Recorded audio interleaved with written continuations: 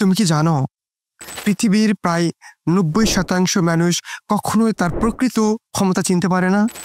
তারা বাঁচে অন্যের ছায়ায়, কাজ করে অন্যের প্রত্যাশায়, এবং শেষে ভাবে এর থেকে হয়তো আমি আর বেশি কিছু করতে পারতাম না। কিন্তু আসল সত্যটা কি জানো?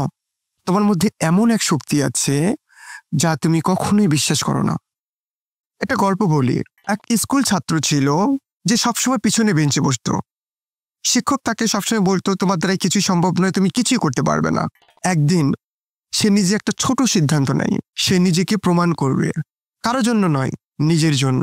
তার নাম ছিল থমাস এডিসন, যে ছেলেটাকে স্লো লার্নার বলা হতো। সেই পরে 1000 বার ব্যর্থ হয়ে বৈদ্যুতিক বাল্ব আবিষ্কার করে, কারণ সে নিজের সম্ভাবনাকে চিনেছিল এবং সেটাকে সে বিশ্বাস করেছিল। আজকের দুনিয়াতে গল্পটা কিন্তু আলাদা না। তুমি হয়তো প্রতিদিন সোশ্যাল মিডিয়াতে এমন কাউকে দেখো, সে হয়তো তোমার বয়সেরই, কিন্তু তার সাফল্য আকাশ ছোঁয়া। তুমি কি ভাবো? তুমি ভাবো ও ভাগ্যবান, আমার মতো হলে সে এটা পারত না। কিন্তু আসল পার্থক্য কোথায় জানো?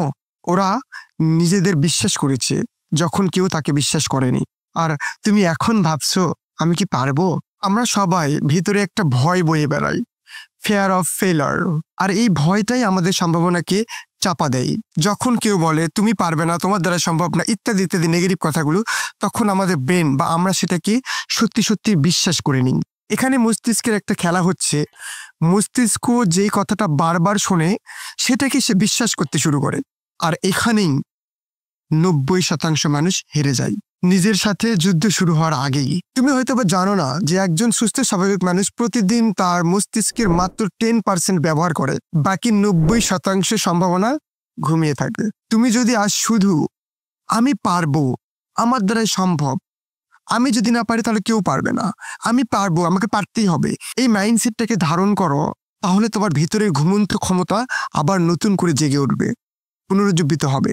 এই যে তুমি যে বারবার ব্যর্থ হচ্ছ, তার মানে কি জানো? তুমি চেষ্টা করতেছো।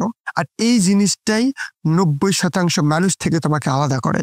আজ একটা সিদ্ধান্ত নাও এবং নিজের চোখে নিজের সম্ভাবনাকে দেখতে শুরু করো, কারণ পৃথিবী তোমার বিশ্বাস অনুযায়ী বদলায়, তোমার ক্ষমতা অনুযায়ী নয়।